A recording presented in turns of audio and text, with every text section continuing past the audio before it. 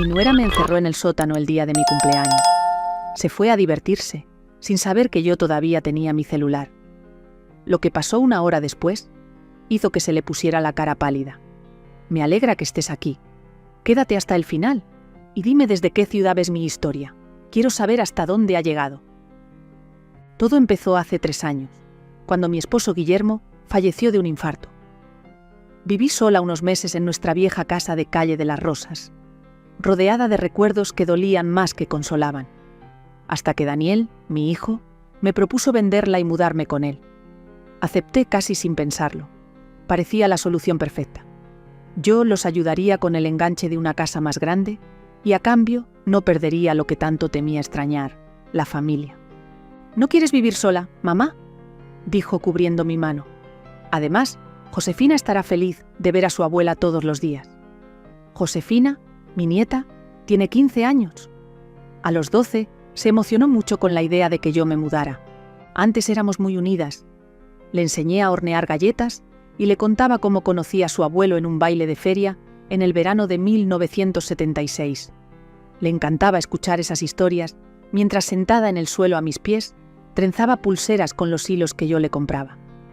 Pero entonces, hace 3 años, no conocía a Lucía tan bien como ahora. Lucía Aguilar, la esposa de mi hijo, era sonriente y amable cuando nos veíamos en fiestas y domingos. «Berta, te ves increíble. Berta, este pay está divino. Berta, nos alegra tanto verte». Ahora sé que su sonrisa nunca llegaba a sus ojos y sus cumplidos sonaban tan mecánicos como frases memorizadas. Vendimos la casa rápido, porque las propiedades en Ciudad Satélite estaban muy cotizadas. Obtuve una buena suma, y la mayor parte la invertí en su nueva casa de fraccionamiento Las Magnolias. Era una casa amplia de 2 pisos con sótano y patio trasero, donde Daniel pensaba construir una zona de asador. Me asignaron un cuarto en la planta baja junto a la cocina, para que estés más cómoda, mamá. Los primeros meses todo marchó bien. Yo ayudaba a cocinar y a veces recogía a Josefina de la escuela cuando Lucía se retrasaba en su salón de uñas, un local pequeño en las afueras de Ciudad Satélite que ella describe como si fuera una cadena de spas de lujo a lo largo de la costa. Daniel trabaja en una empresa de ventanas de PVC y se encarga del control de inventario. Dice que es un empleo tedioso pero estable. Empecé a notar cambios cerca de los 6 meses de vivir con ellos. Al principio fueron detalles. Lucía olvidaba avisarme que la mesa estaba servida cuando había invitados o hacía comentarios sobre mi ropa. «Berta, ese suéter te hace ver tan mayor». O «Berta, ese color no le va nada a tu tono de piel». Después vinieron señales más claras. Mis recetarios terminaron empacados en cajas en el garaje, porque ocupan demasiado espacio en la cocina, y mi pequeña colección de figuritas de porcelana pasó de la repisa de la chimenea al estante más alto de mi armario, porque no combinan con el nuevo diseño de la sala. Al cerrar nuestro primer año juntos, me sentía invisible en mi propio hogar. Van Jan Noy. Daniel siempre estaba en el trabajo, o pegado a su celular. Josefina pasaba cada vez más tiempo con sus amigas o encerrada en su cuarto. Y Lucía. Lucía se había vuelto una especie de supervisora, controlando cada cosa que yo hacía. «Berta, dejaste tu taza en el fregadero otra vez. Berta, por favor no toques el termostato. Ya de por sí la cuenta de luz llega carísima. Berta, quedamos en que no usarías la lavadora los martes ni los jueves. Esos días me tocan a mí». Intenté hablar con mi hijo, pero él solo lo desestimó con la mano. «Mamá, estás exagerando. A Lucía solo le gusta tener orden. Tienes que acostumbrarte a las nuevas reglas». Y esas nuevas reglas no dejaban de aparecer cada mes. No podía ver la tele después de las 9 de la noche, porque el ruido le dificultaba a Josefina alistarse para la escuela. No podía invitar a mis pocas amigas, porque la casa no era un lugar para que se juntaran señoras jubiladas. Tampoco podía cocinar nada más elaborado que un sándwich, porque el olor de lo frito se impregnaba en las cortinas. Poco a poco, mi vida se fue reduciendo al tamaño de mi cuarto, donde cada vez me refugiaba más para evitar los comentarios punzantes de Lucía. Empecé a sentirme como una invitada, tolerada por cortesía, más que como parte de la familia, cuya plata hizo posible la compra de esta casa. Lo que más dolía era el distanciamiento de Josefina. Lucía fue acabando con nuestro lazo poco a poco, aprovechando la vulnerabilidad adolescente y ese deseo de encajar. Tu abuela es tan anticuada. Mira qué raras son sus costumbres. No querrás volverte tan ñoña como ella, ¿verdad? Escuchaba esas frases al pasar por el cuarto de Josefina, y veía cómo cada vez me evitaba más la mirada, cómo se las arreglaba para no quedarse a solas conmigo. Este año cumplí 67. No esperaba gran cosa, tal vez una cena familiar sencilla, quizás una tarjeta dibujada por Josefina como antes. Pero esa mañana nadie siquiera recordó la fecha. Daniel se fue al trabajo, murmurando su adiós de siempre mientras pasaba por la cocina, donde yo tomaba mi té. Josefina salió corriendo hacia la escuela sin probar bocado. Lucía estaba frente al espejo del pasillo, aplicándose otra capa de labial. «Berta», dijo sin voltearse, «¿vamos a tener invitados esta noche? Nada especial, solo una cenita con amigos». Asentí, aunque ella no lo vio. «Sería lindo que hicieras tu pay de manzana. A todo el mundo le encanta». Sonaba casi como un halago, y sentí un calorcito leve en el pecho. ¿Será que sí se acordaron? ¿Y que planeaban sorprenderme así? «Claro, Lucía», dije, «haré el pay». Pasé todo el día en la cocina preparando no solo el pay, sino también otros platillos que sabía que les gustaban a Daniel y a Josefina. A las 5 de la tarde, la casa ya olía a vainilla, canela y guisado. Incluso me arreglé un poco, con un vestido azul que a Guillermo siempre le pareció elegante. Por una vez me sentí útil, importante. Lucía regresó como a las 6, cargada de bolsas del súper. «¡Ay, ya cocinaste todo!», dijo mirando la mesa. «Pero yo compré cosas ya hechas del área gourmet. A todos les encantan sus canapés y sus ensaladas». Se me hizo un nudo en el estómago, pero traté de no demostrarlo. «Está bien», dije. «Más comida no es problema». Lucía frunció los labios fijándose en mi atuendo. «¿Te vas a sentar a la mesa vestida así? ¿Qué tiene de malo?», pregunté mirando mi vestido. «Es que está muy formal para una cena casera, ¿no crees?». Negó con la cabeza. «En fin, antes de que lleguen los invitados, ¿puedes bajar al sótano a revisar si funciona la calefacción? Meli siempre tiene frío, y queremos enseñarles la cava de vinos que montó Daniel. La cava de vinos era el orgullo de mi hijo». Una habitación pequeña en el sótano, donde guardaba unas 12 botellas de vino barato, compradas en oferta en el supermercado. Pero le encantaba presumir con los invitados, hablando de aromas y taninos como si fuera un experto. «Está bien», dije mientras me dirigía hacia la puerta del sótano. Las escaleras eran empinadas y apenas había luz. Bajé con cuidado, sujetándome del pasamanos. Abajo hacía fresco y se sentía la humedad, a pesar de los esfuerzos de Daniel por mantener el lugar presentable. Encontré un calefactor en una esquina y lo encendí, observando qué tan rápido se calentaba la resistencia. De repente, escuché el chirrido de la puerta abriéndose y los pasos de Lucía. «Berta», llamó, «¿encontraste el calefactor?». «Sí, ya está funcionando», respondí, subiendo unos escalones. Pero antes de poder seguir subiendo, la puerta se cerró de golpe con un estruendo, seguido del sonido seco de la cerradura. «Lucía», llamé, acercándome a la puerta. «Lucía, la puerta se cerró». «Lo sé, Berta», respondió una voz del otro lado. No tenía ni una pizca de preocupación. Así es como debía ser. ¿Qué? No podía creer lo que estaba oyendo. «Abre la puerta, por favor». «Me temo que no», dijo Lucía con ese tono que se usa para explicar lo obvio a un niño pequeño. «Esta noche vienen invitados importantes y, sinceramente, arruinarías todo con tu presencia. Siempre interrumpiendo, contando esas historias interminables de los buenos tiempos. Es agotador, Berta». Me quedé ahí, paralizado por la humillación y la sorpresa. «Pero hoy es mi cumpleaños», dije en voz baja. Hubo un breve silencio del otro lado. «Ah, con razón estás tan arreglado», dijo Lucía con una risita apenas disimulada. «La fiesta no es para ti, Berta. Solo queríamos reunir a unos amigos, y tu cumpleaños es... Bueno, digamos que no es precisamente una fecha especial». Sentí que las lágrimas me subían a la garganta, pero me contuve. No iba a llorar frente a esa mujer, aunque no pudiera verme. «¿Cuándo vas a dejarme salir?», pregunté, esforzándome por sonar firme.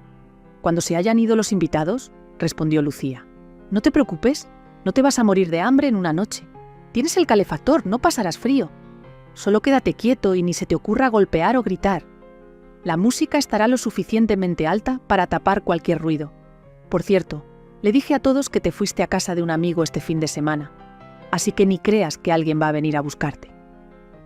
Sus pasos se fueron apagando y me quedé solo, en ese sótano, a medio iluminar por un foco tenue y el resplandor anaranjado del calefactor. Una oleada de rabia, rencor e impotencia me invadió. ¿Cómo pudo hacerme esto? ¿Cómo permitió mi propio hijo que me trataran así? ¿Acaso valgo tan poco para ellos?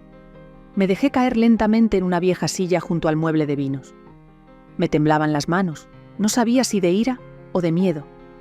En ese instante sentí una vibración en el bolsillo del vestido. Mi celular.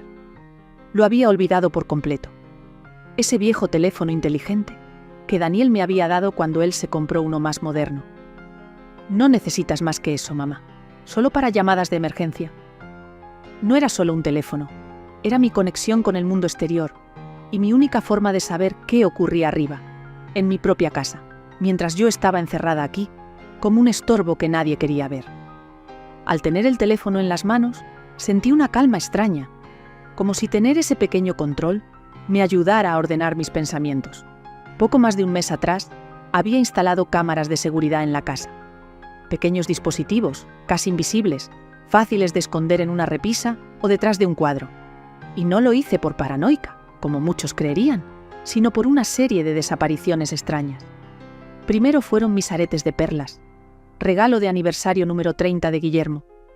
Recuerdo perfectamente haberlos dejado en la caja de joyas sobre el tocador. Cuando pregunté por ellos, Lucía abrió los ojos fingiendo sorpresa y dijo: «Berta, probablemente olvidaste dónde los pusiste. Eso es normal a tu edad». Después desapareció el broche que me dio mi madre antes de morir. Luego, una botella de perfume caro, que había guardado para ocasiones especiales. La pequeña figura de porcelana de una bailarina sobre mi mesa de noche. Cada vez que Lucía y Donaton repetían la misma excusa, se me olvidó, la moví yo. Fue culpa mía. Pero lo que colmó el vaso fue la desaparición de mi diario. Lo había tenido desde los 17 años. Un cuaderno grueso forrado en cuero, donde escribía mis pensamientos, mis miedos, mis alegrías, donde pegaba flores secas y boletos de momentos inolvidables. Ese diario era una parte de mí, mi historia. Una mañana, descubrí que ya no estaba en su sitio habitual, en el cajón de mi tocador. Revolví toda la habitación, después toda la casa hasta donde me era permitido. No había rastro del diario. Me volví hacia Donaton, desesperada, y él se encogió de hombros. «Mamá, solo es un cuaderno viejo». «¿Y si lo tiraste por error mientras limpiabas?» «Pero yo jamás tiraría mi diario, jamás». Fue entonces cuando decidí actuar. Mi vieja amiga Elvira, a quien conocimos en el club de jardinería, me ayudó a conseguir unas cámaras de seguridad miniatura. Su hijo tiene una tienda de electrónica, así que no fue ningún problema para ella. «¿Tienes celular, Burby?», me preguntó. «Entonces puedes ver las grabaciones cuando quieras». Elvira también me ayudó a instalar una aplicación y configurar las cámaras para que se activaran con el movimiento y enviaran notificaciones a mi teléfono. Instalamos 3 cámaras, una en mi cuarto, apuntando al closet y al tocador, otra en la sala con vista a la repisa, donde estaba mi única figura que quedaba, y otra en la cocina, por si acaso. No le conté a mi familia sobre las cámaras. Algo en mí decía que si se enteraban, accidentalmente, se romperían o desaparecerían, igual que mis cosas. Y ahora, sentada en el sótano cerrado con llave, agradecía al destino por mi previsión. Abrí la aplicación y la pantalla se dividió en 3 partes, mostrando la transmisión de cada cámara. La sala ya estaba llena de gente.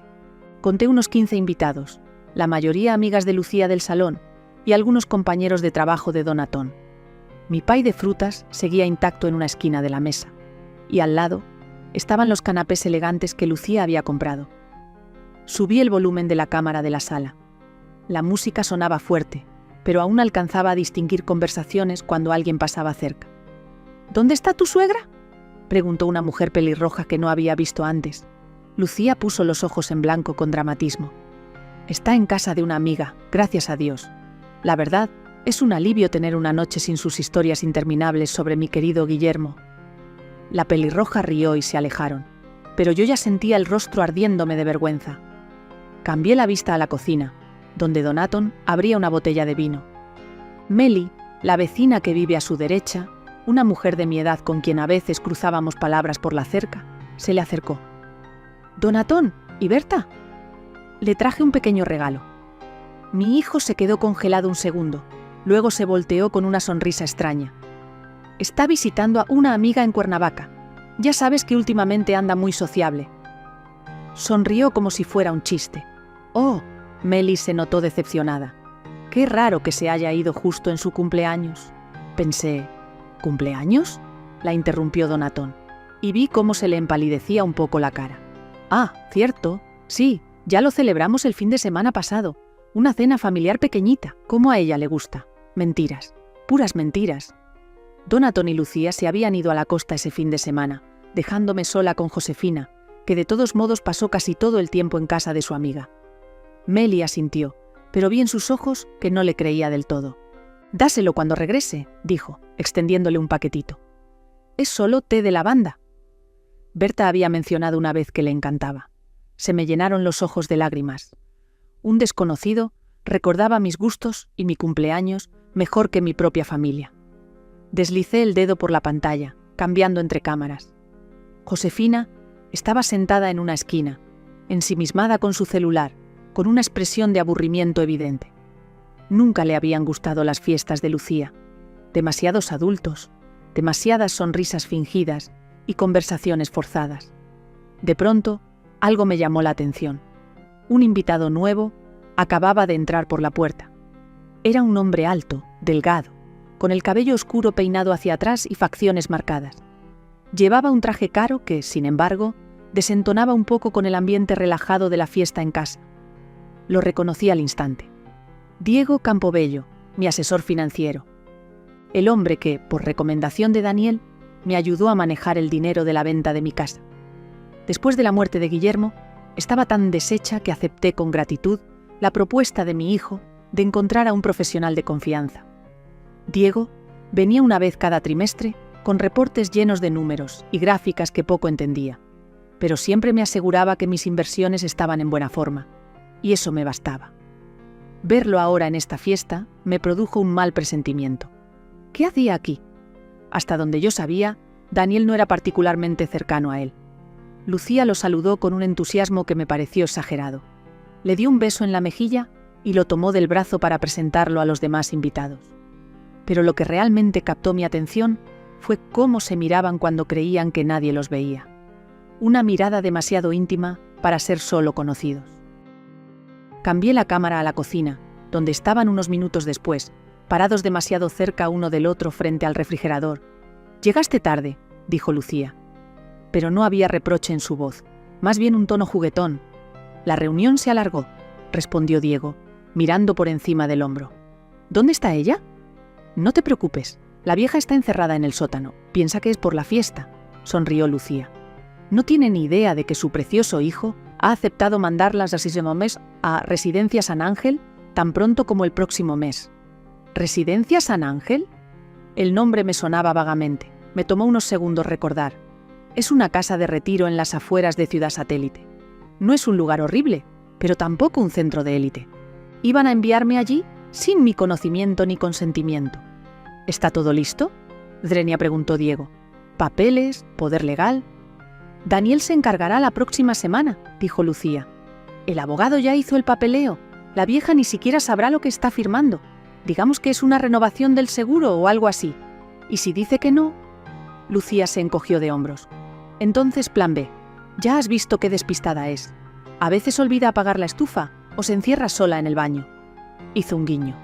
Un par de ocasiones más así y hasta el juez más exigente la declarará incompetente. Un escalofrío me recorrió la espalda. Nunca me olvidé de apagar la estufa. Y jamás me encerré sola en el baño. ¿Fueron fingidos esos incidentes? ¿De verdad habían llegado tan lejos con tal de deshacerse de mí? ¿Estás seguro de que Daniel está completamente a bordo?, preguntó Diego en voz baja. Es un débil, dijo Lucía con desdén. Claro que tiene sus dudas. Al final de cuentas es su madre, pero quiere toda la casa, sin una vieja de por medio. Y sobre todo quiere el dinero.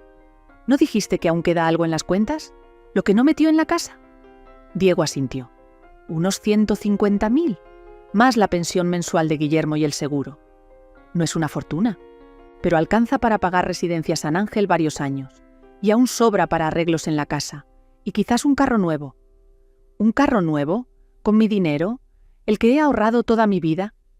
El dinero que Guillermo se ganó con su esfuerzo, destinado ahora a comprarle un coche nuevo a Lucía, mientras yo me pudro en Residencia San Ángel.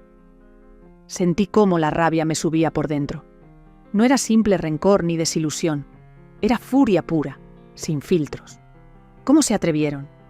¿Cómo se atrevió mi propio hijo a ser parte de esto? Su conversación fue interrumpida cuando Josefina entró en la cocina, claramente buscando algo en el refrigerador. Lucía y Diego se separaron de inmediato, adoptando poses casuales. «¿Qué haces, Josefina querida?», preguntó Lucía con una sonrisa extraña. «Busco una soda», murmuró la muchacha sin mirarlos. «Hay bebidas en la sala», dijo Lucía en un tono que no dejaba lugar a discusión. «Solo hay vino y esa agua mineral horrible», respondió Josefina. «Quiero una coca». «Josefina, no dejamos que la tome», interrumpió Diego con una suavidad repentina. «¿No se supone que las fiestas son para que todos consigan lo que quieren?». Le guiñó un ojo a la chica, y noté cómo Josefina se estremecía levemente, antes de agarrar la lata de coca y salir apresurada de la cocina. Ese momento me dejó una nueva incomodidad. Había algo desagradable en la forma en que Diego miraba a mi nieta, algo depredador. Volví a enfocar la cámara hacia la sala, donde Daniel conversaba con un compañero del trabajo. Un hombre de complexión ancha, con camisa a cuadros, cuyo nombre no podía recordar. «¿Y tu mamá?», preguntó el compañero. «¿Sigue viviendo contigo?». Daniel suspiró mientras bebía de su vaso. «Por ahora, sí, pero estamos pensando en llevarla a una residencia. Estaría mejor allá. Atención profesional, convivencia con personas de su edad. ¿Ella está de acuerdo con eso?». «No mucho», dijo Daniel haciendo una mueca. «Pero francamente, no tiene muchas opciones. Su dinero está casi todo invertido en esta casa, y no está a su nombre. Legalmente, nos pertenece. Lucía ya encontró un lugar bonito, con jardín y todo». «No debe ser barato», comentó el compañero. «Nombre, pero mamá tiene una pensión y algo de ahorros. Y como dice Lucía, ya hizo suficiente por nosotros.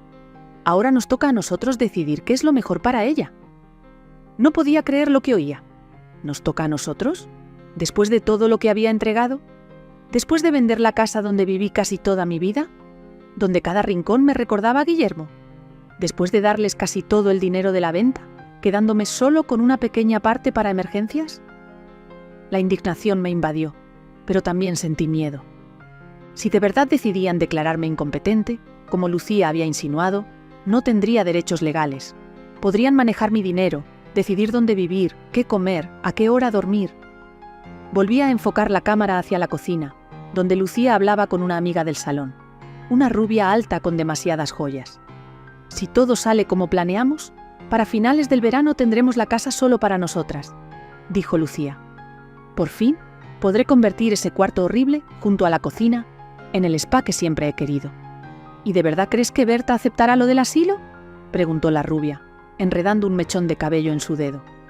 «¿A quién le importa?», bufó Lucía. «A su edad, ya debería estar acostumbrada a que los jóvenes tomen decisiones. ¿Sabes lo que hizo la semana pasada? Lavó la blusa de seda de Jocelyn en la lavadora. Se fueron $600 a la basura». La rubia soltó un grito ahogado, como si fuera el peor crimen del mundo. «Te dije que ya no está bien», continuó Lucía. «La semana pasada, Daniel la encontró en la cocina a las 3 de la mañana. Supuestamente buscaba agua, pero yo estoy casi segura de que quería prenderle fuego a la casa. Eso era una mentira descarada. Sí bajé a la cocina esa noche porque me desperté con sed, pero Daniel ni siquiera había salido de su cuarto. Habría escuchado sus pasos en las escaleras. «Eso suena peligroso», comentó la rubia. Su conversación se interrumpió cuando Diego entró a la cocina. La rubia encontró de inmediato una excusa para marcharse, dejándolos solos. «Tu marido está empezando a ser un problema», dijo Diego sin rodeos. «Acabo de hablar con él sobre Residencia San Ángel y ya empieza a dudar. Dice algo de que su madre se merece un lugar mejor». Lucía puso los ojos en blanco. Siempre es igual. Primero dice que sí y después se echa para atrás. «No te preocupes, lo voy a sacar de aquí. No tenemos mucho tiempo», le recordó Diego. «Cuanto más tiempo siga ella aquí, mayor es el riesgo de que sospeche. Sobre todo con las traducciones». «¿Qué traducciones?». Yo estaba alerta, aunque obviamente no podían oírme.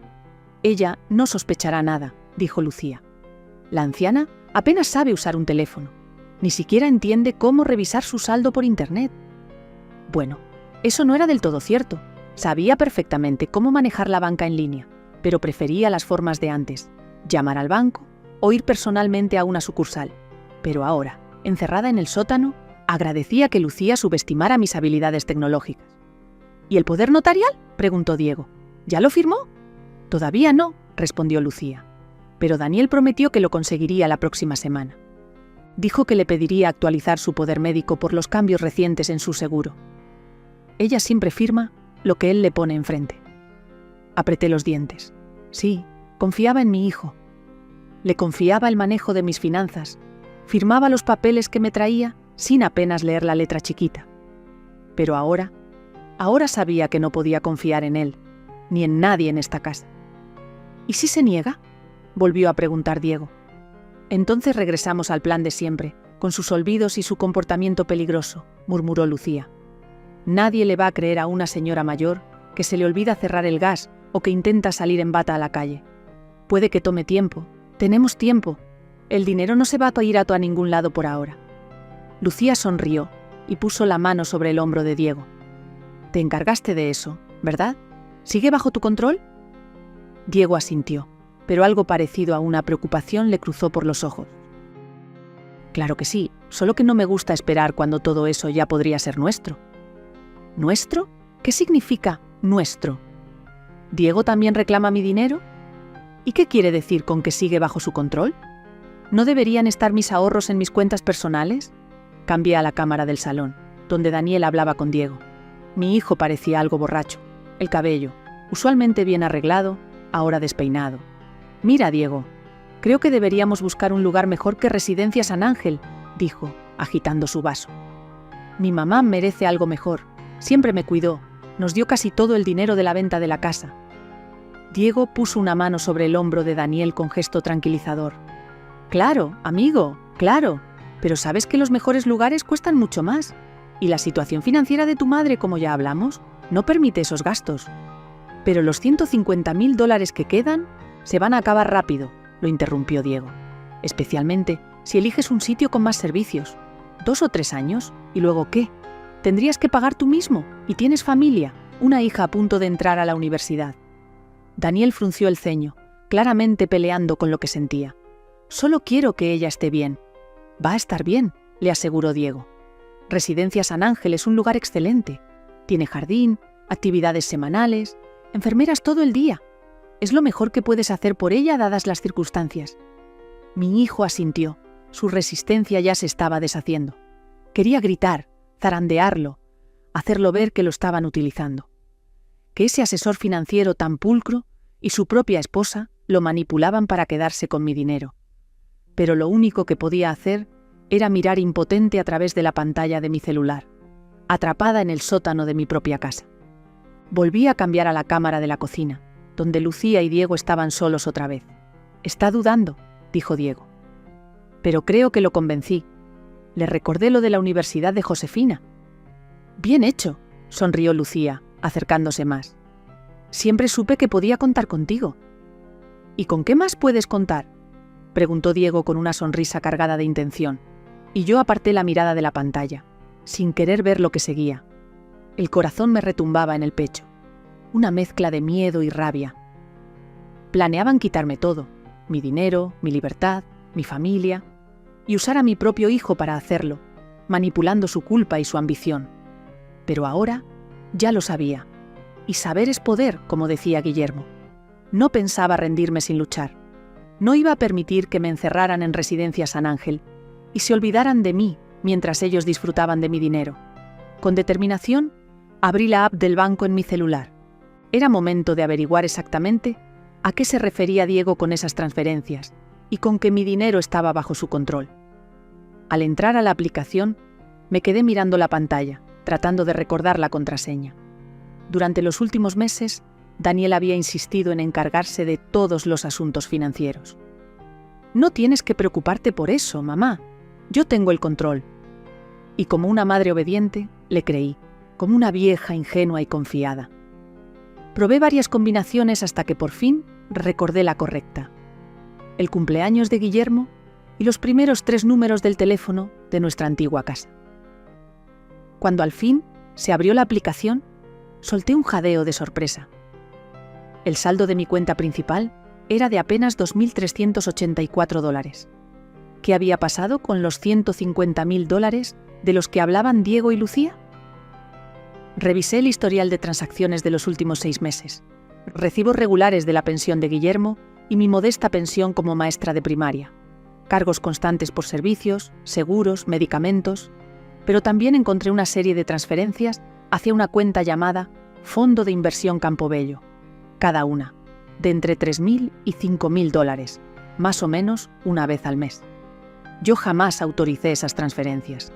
Nunca firmé documentos para crear ningún fondo de inversión Campobello. Esto debía ser lo que Diego quiso decir con que el dinero estaba bajo su control. Con los dedos temblorosos, abrí mi correo electrónico.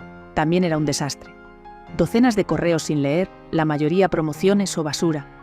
Pero entre ellos encontré reportes mensuales del Fondo Campobello. Abrí el más reciente, fechado el mes pasado. El informe estaba lleno de términos financieros y gráficos que poco me decían. Pero al final, había algo que me llamó la atención. Una copia de una supuesta autorización mía para transferir fondos. Solo que no era mi firma. Alguien la había falsificado y lo había hecho de manera torpe. Las letras eran angulosas y rígidas, cuando mi firma siempre fue redondeada y fluida. Años de enseñar caligrafía a niños de 3er grado la habían moldeado así. Buscando con rabia entre mis correos, encontré varios informes similares, todos con firmas falsas. Entonces encontré correspondencia entre Diego y mi hijo, correos marcados como reenviados. Al parecer, Daniel había usado mi dirección para comunicarse con Diego sobre mis finanzas.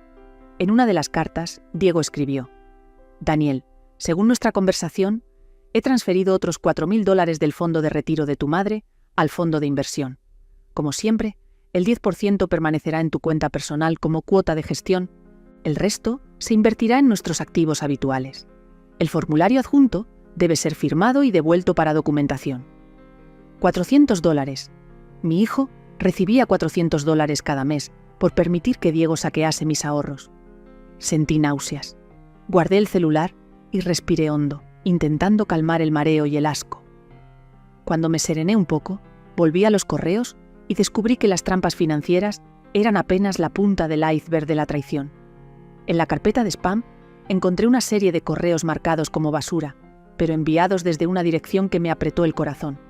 Tal, achelawade@nortevivo.msios. La dirección de correo de mi hija, Teresa.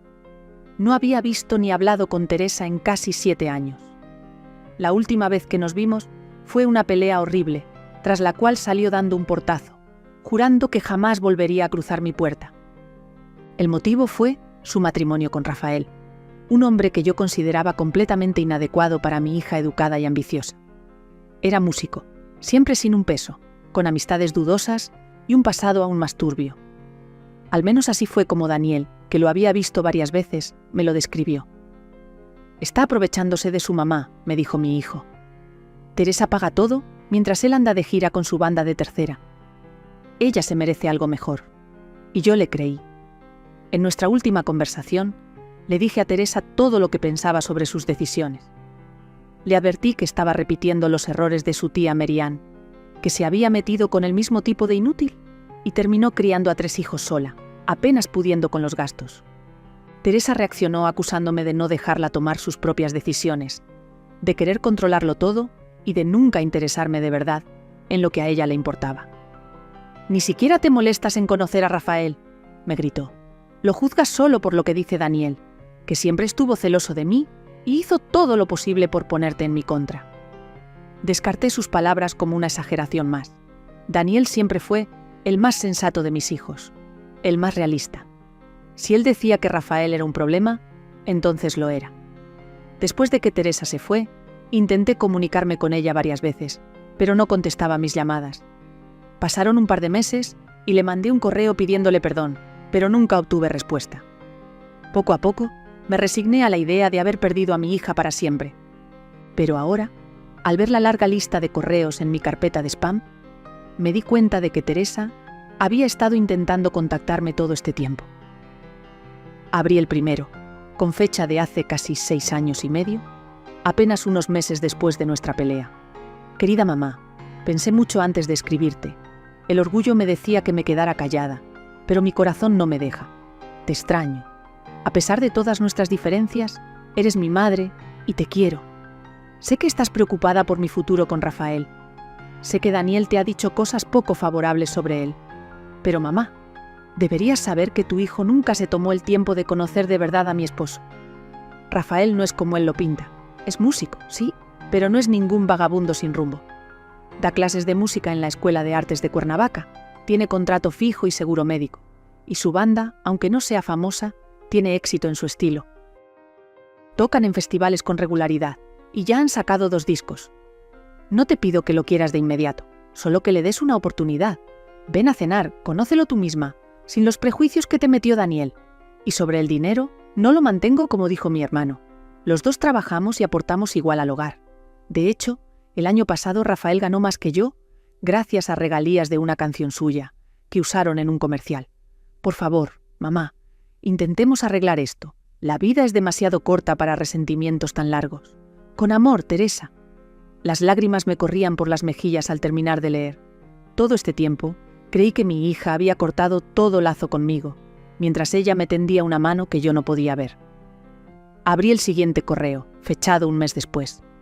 Mamá, no sé si recibiste mi carta anterior. He llamado varias veces, pero Lucía siempre dice que estás ocupada o de vacaciones. Tal vez sigues molesta conmigo y tienes derecho, pero quiero que sepas que cuando estés lista para hablar, aquí estaré. Rafael te manda saludos. Nunca te guardó rencor por lo que pasó. Dice que entiende tu preocupación. Con cariño, Teresa. Lucía, claro, Lucía. Ella interceptaba las llamadas de Teresa, diciendo que yo estaba ocupada o descansando. Seguro también puso filtros en mi correo para que los mensajes de mi hija terminaran directo en la carpeta de spam. Y hacía todo esto mientras yo lloraba la pérdida de contacto con mi propia hija. Seguí leyendo los correos, cada uno como una puñalada al corazón. Teresa hablaba de su vida, de su trabajo, de Rafael. Escribía cuánto me extrañaba, cuánto deseaba que formara parte de su vida.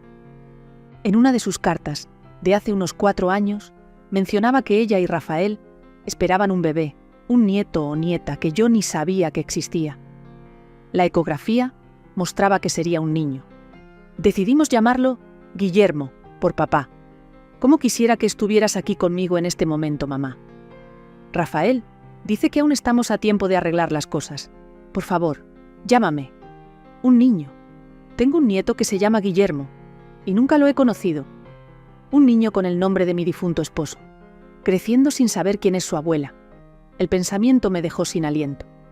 La última carta tenía fecha de hace apenas 3 meses. Querida mamá, hoy Guillermo cumplió 3 años. Está creciendo como un niño tan listo y curioso. Tiene tus ojos, mamá, igual de azules y penetrantes, y también tu sonrisa. Le muestro fotos y le hablo de ti. Él sabe que tiene una abuela Berta que vive en Ciudad Satélite. A veces pregunta cuándo vamos a visitarte. No sé qué contestarle. Me doy cuenta de que probablemente no leas estas cartas.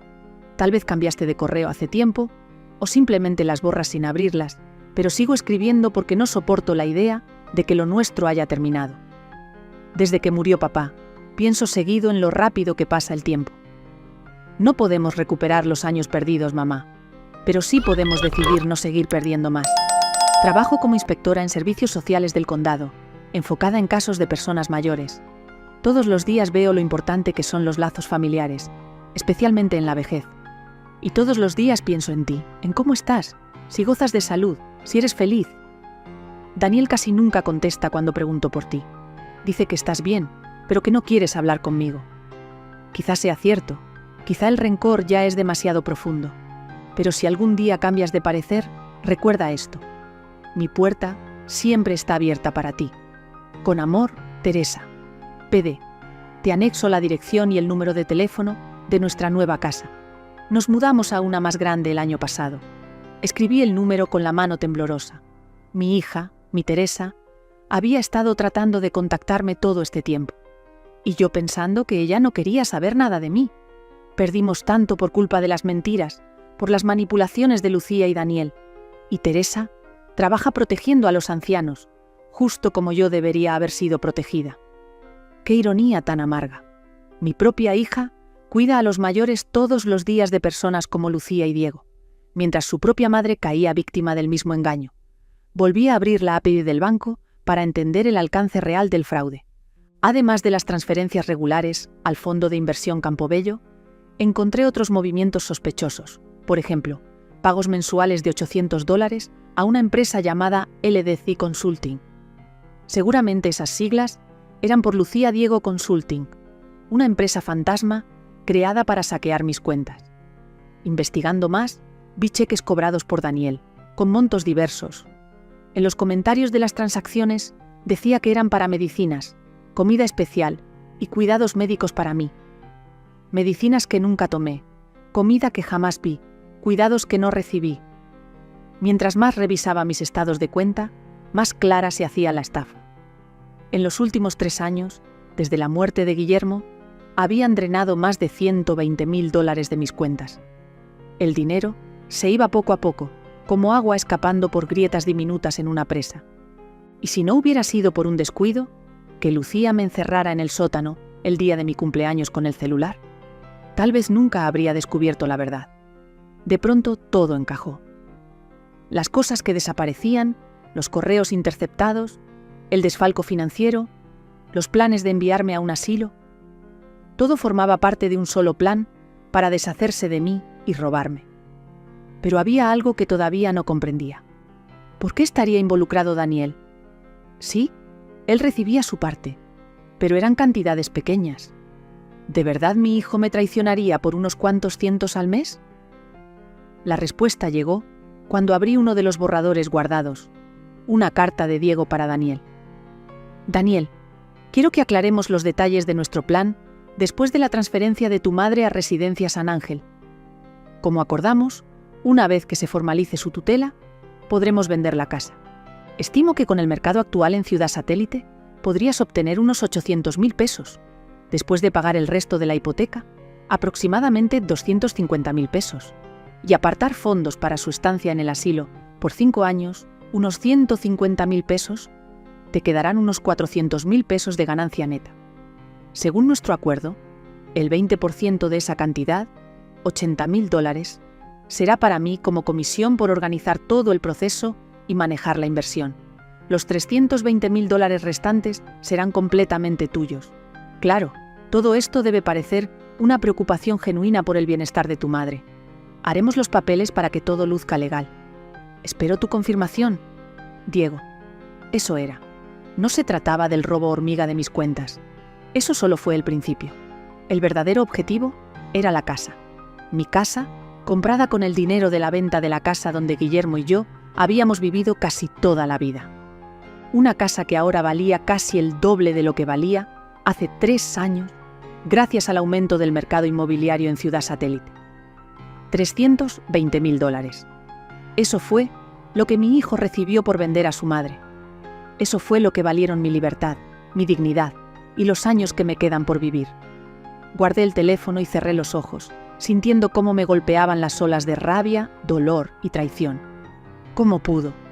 ¿Cómo pudo hacerme esto mi propio hijo? El hijo que llevé dentro, al que le leí cuentos antes de dormir, al que le besé las rodillas raspadas. Pero la rabia pronto dio paso a la determinación. No voy a dejar que ganen. No voy a permitir que me conviertan en una víctima indefensa. Tengo pruebas de sus planes. Tengo el teléfono y tengo una hija que trabaja en la Seguridad Social, especializada en casos exactamente como el mío. Tomé el teléfono otra vez y busqué el número de Teresa, el que dejó en su última carta. Mis dedos temblaban al marcar. ¿Qué le diría después de tantos años sin hablar? ¿Me creería? ¿Pensaría que soy una vieja loca, inventando conspiraciones? Pero no tenía opción. Tenía que arriesgarme. Respiré hondo, presioné el botón de llamada y llevé el teléfono al oído. 1, 2, 3 tonos. Tal vez había cambiado de número. Tal vez estaba trabajando o con su familia. En el 5.º tono, justo cuando ya esperaba escuchar el buzón de voz, se oyó un clic y luego una voz que no escuchaba desde hacía 7 largos años. «¿Hola?», dijo Teresa con cansancio, sin reconocer el número. «¿Teresa?».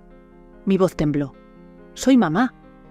Hubo un silencio al otro lado de la línea, tan profundo que por un momento pensé que la llamada se había cortado. Luego escuché un suspiro entrecortado. «¿Mamá?». Su voz era una mezcla de incredulidad, esperanza y miedo. «¿De verdad eres tú?». «Sí, querida», dije sin poder contener las lágrimas. «Soy yo, y necesito tu ayuda». «¿Mamá?». La voz de Teresa temblaba de asombro. «¿De verdad eres tú?».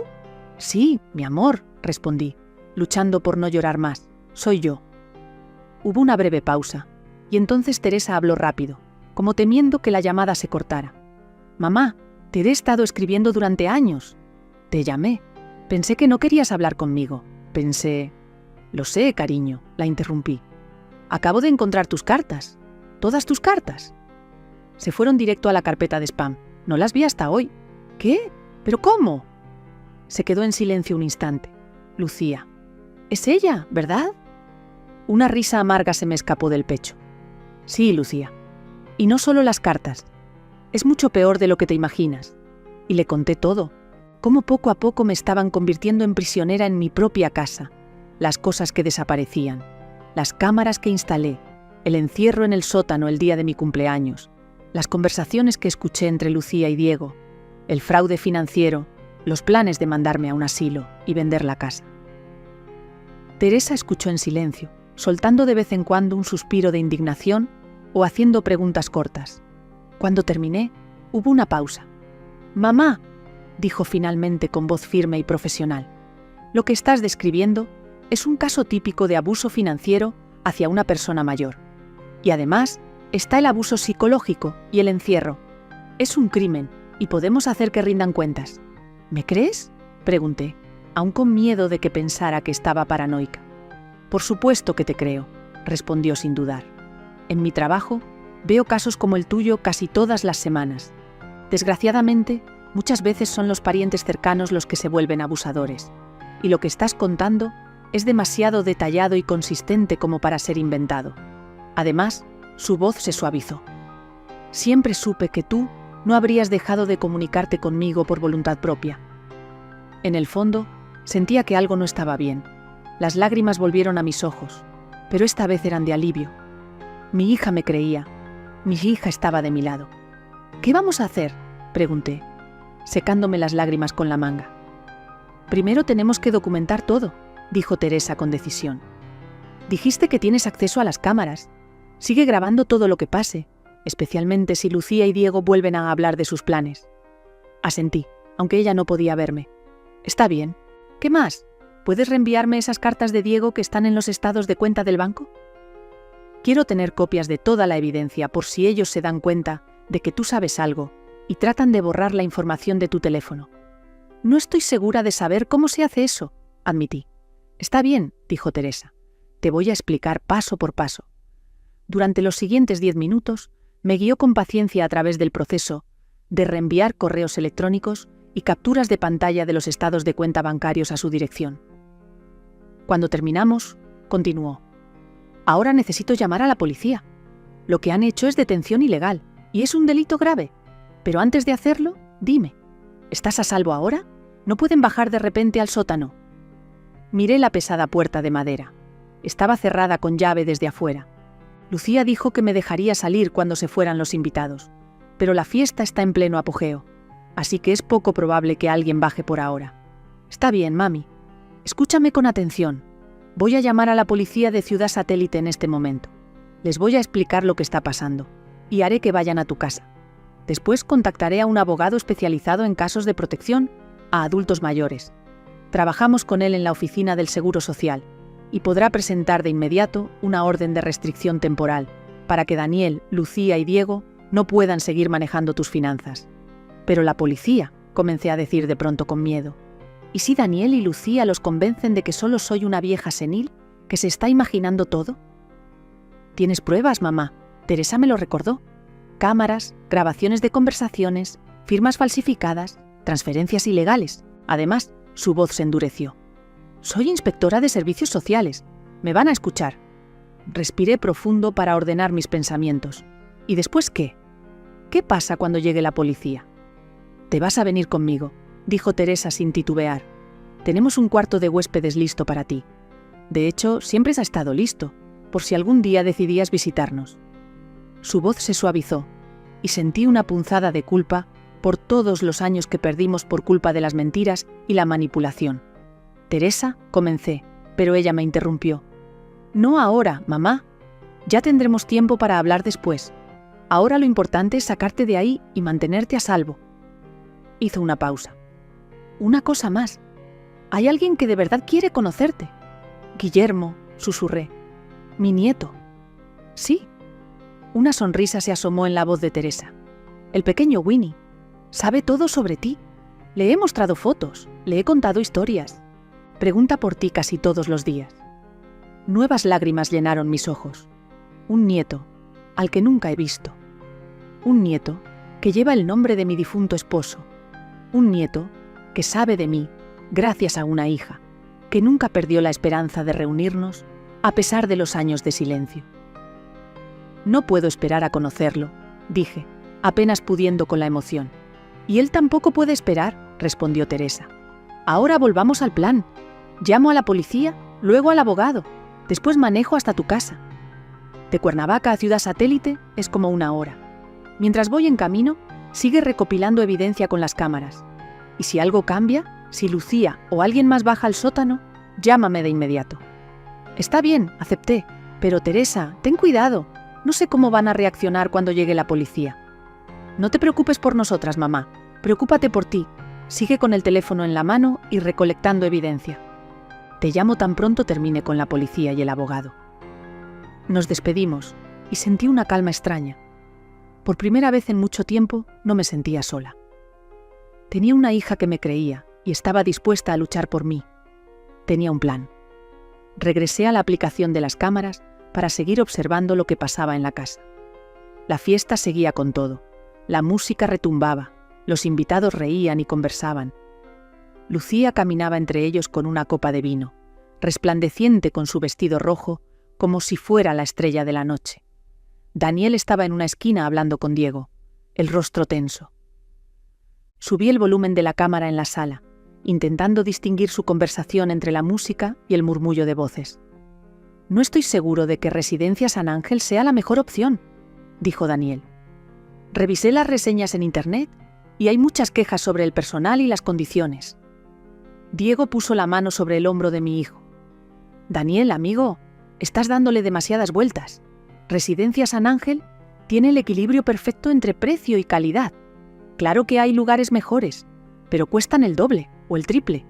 Y tomando en cuenta cuánto hemos invertido ya del dinero de tu mamá, hay que ser realistas. Daniel frunció el ceño. Lo sé, pero aún así, es mi madre. Ella merece algo mejor. Por supuesto que sí, respondió Diego con una falsa sinceridad en la voz. Y lo tendrá, dentro de lo que el presupuesto permite. Además, una vez que se venda la casa, puedes mudarla a una residencia más cara si quieres. ¿Y qué hay del papel que tiene que firmar? Drenia preguntó Daniel en voz baja. Diego sonrió. Técnicamente, sí, es un formato estándar de poder notarial, solo que con poderes ampliados. Te da autoridad para tomar todas las decisiones financieras y médicas por tu madre. Completamente legal, siempre y cuando lo firme de manera voluntaria y en pleno uso de sus facultades. Y si se niega, entonces tendremos que seguir el camino largo, por medio de los tribunales, con informes médicos que confirmen que está incapacitada. Pero eso puede tardar meses. Es mucho más fácil si simplemente firma. Se hicieron a un lado, sus voces se perdieron entre el ruido. Cambié a la cámara de la cocina, donde Lucía hablaba con una mujer rubia. Si todo sale como planeamos, la casa será solo nuestra al final del verano, dijo, sirviendo vino. El cuarto de la suegra será mi spa personal. Jacuzzi, sauna, mesa de masajes, siempre lo soñé. La rubia preguntó si Daniel estaba de acuerdo con mandar a su madre a un asilo. Lucía rió. Él es un blandengue, pero al final hace lo que yo digo, sobre todo cuando hay dinero. Le prometí que si vendemos la casa, por fin tendrá el barco con el que sueña. La rubia titubeó. ¿Encerrarla en el sótano no fue demasiado? Lucía se encogió de hombros. Era la única forma de tener una fiesta sin sus historias aburridas. Se rieron. Yo, desde la cámara, hervía de rabia. Mi historia con Guillermo no era aburrida. Era mi vida. Mi celular vibró. Era Talita. «Mamá, ya hablé con la policía. Van para allá. También activamos una orden para que nadie toque tus cuentas. Ya voy en camino». Le agradecí entre lágrimas. Después me concentré en las cámaras. La fiesta casi terminaba. Vi a Diego susurrarle algo a Lucía. Subieron al segundo piso. Daniel se quedó abajo, con señales claras de haber bebido. Meli, la vecina, se despidió, preocupada por no haberme visto. Daniel mintió. «¿Está con una amiga?». Luego se desplomó en el sofá. Josefina bajó por agua. Vi cómo miraba la puerta del sótano. Se acercó, giró la llave y susurró: «¿Abuela?». Me levanté de golpe. «Sí, mi amor, estoy aquí». Bajó corriendo, con ojos sorprendidos. Escuché a mamá decirle a Diego que te encerró, pero pensé que era una broma. Negué con amargura. No lo era. No puedo creerlo. Y que papá lo permitiera. Intenté justificarlo, pero Josefina me interrumpió. «No, abuela. Él lo sabía». Lo escuché aceptar. Luego, en voz baja, me confesó que también habían estado gastando dinero de mis cuentas. Lo había notado. De pronto, Lucía gritó desde arriba: «Josefina, ¿dónde estás?». Mi nieta se tensó. «No debes saber que te vi». Le pedí que fingiera que solo fue por agua. Dudó, preocupada por dejarme sola. «Estoy bien», le aseguré. Asintió, con los ojos llenos de determinación. Tenía el celular y ya había llamado a Teresa. Ella contactó a la policía y estaban en camino. Le pedí a Josefina que subiera antes de que Lucía bajara, pero mi nieta se negó a dejarme sola. Finalmente accedió, prometiendo volver. Escuché su encuentro con Lucía en la cocina. Josefina fingió bien. Lucía sospechó, pero no insistió. Volví a vigilar las cámaras. La fiesta casi había terminado. Lucía, agotada, se dejó caer en el sofá. Diego bromeó con dejarme toda la noche en el sótano. Ella dudó, pero aceptó dejarme reflexionar. Me hervía la sangre. ¿Reflexionar sobre qué? Me habían encerrado como si fuera una niña caprichosa. Entonces llegó un mensaje de Talata. La policía estaba a 10 minutos. Josefina bajó de nuevo. Me dijo que todos estaban distraídos y que era el momento. Dudé, pero ella tenía razón. Lucía sabía manipular. Si esperábamos a la policía, podrían convencerlos de que todo era una confusión. Decidí actuar. Con la ayuda de Josefina salí del sótano. Caminamos hasta la sala. Al verme, todos quedaron paralizados. Daniel, pálido, apenas pudo hablar. Le dije, tranquila, que su esposa me había encerrado en mi cumpleaños. Lucía negó todo. Josefina me defendió con firmeza. Cuando Lucía intentó desacreditarme, saqué mi celular y mostré los videos donde ella y Diego planeaban deshacerse de mí. Lucía estalló. Diego intentó justificarse, pero tenía pruebas. Grabaciones, firmas falsas. Daniel se quebró. Admitió que pensó que era lo mejor. Le recordé que solo querían vender mi casa y quedarse con el dinero. Josefina lo confrontó. Lucía, sin rendirse, insistió que todo era mentira, hasta que apareció Teresa. Entró con un oficial y el abogado Adrián Lora. Confirmaron todo: fraude, abuso, manipulación. Presentaron documentos legales que me protegían. Diego fue detenido, Lucía quedó expuesta y Daniel no pudo sostener la mirada. Josefina preguntó si podía irse conmigo. Teresa la abrazó. «Siempre serás bienvenida». Nos fuimos. Dejé atrás una casa que nunca fue mi hogar. 2 meses después vivía con Teresa, Rafael y el pequeño Guillermo. Empezaba a sanar. Recuperé parte de mi dinero, abrí cuentas nuevas, firmé un testamento real. Josefina vivía con nosotras, adaptándose poco a poco. A veces lloraba, y yo estaba ahí para recordarle que nada de esto fue su culpa. Teresa me ayudaba a reconstruir mi vida. Un día me trajo otra carta de Daniel. Dudé, pero decidí leerla. Él escribía cada semana, pidiendo perdón sin exigirlo. No sabía si podría perdonarlo, pero sí sabía algo. No volvería a ser una víctima. A mis 67 años, empezaba de nuevo. Y al ver a Guillermo jugar en el jardín, a Teresa abrazando a Rafael, a Josefina sonreír, supe que la verdadera riqueza estaba allí, en el amor que nadie puede robar. Contamos esta historia basada en hechos reales. Los nombres y lugares han sido cambiados para proteger la identidad de la persona involucrada. Es la historia de una madre que sacrificó toda su vida por sus hijos y nietos, y al final fue despreciada, utilizada y abandonada. Pero cuando ya no le quedaba nada que perder, se levantó. Y esta vez vivió para ella misma. No la contamos para juzgar, sino para que quien escuche se detenga a pensar. ¿Cuántas madres están sufriendo en silencio dentro de su propio hogar? Ahora, tengo curiosidad por ti, que estás escuchando mi historia. ¿Qué harías si estuvieras en mi lugar? ¿Te ha tocado vivir algo parecido?